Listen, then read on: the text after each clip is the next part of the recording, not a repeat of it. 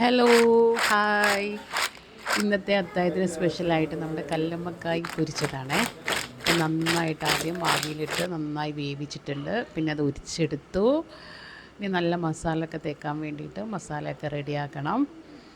കുറച്ച് മുളക് പൊടി, കുറച്ച് മഞ്ഞൾപ്പൊടി, കുറച്ച് ഉപ്പ്, കുറച്ച് സുർക്ക, ഇതും കൂടെ മിക്സ് ചെയ്തിട്ടാണ് ഉണ്ടാക്കേണ്ടത്. കാരണം മസാല ഉണ്ടാക്കുന്നത് വീഡിയോ വിട്ടുപോയിട്ടുണ്ട്, അതുകൊണ്ടാണ് ഇത് പറഞ്ഞത്. നന്നായിട്ട് കുഴച്ചെടുത്ത്, നന്നായിട്ടെന്ന് പറഞ്ഞാൽ കുറച്ച് കല്ലുമ്മക്കായുടെ ആ വെള്ളം കൂടെ ഉണ്ടല്ലോ, അതും കൂടെ നന്നായിട്ട് കുഴച്ചെടുത്തിട്ട് നല്ല ചൂടുള്ള വെളിച്ചെണ്ണയിലേക്ക് ഇടാം. നല്ല സ്മെല്ല് വരും ഒപ്പം തന്നെ.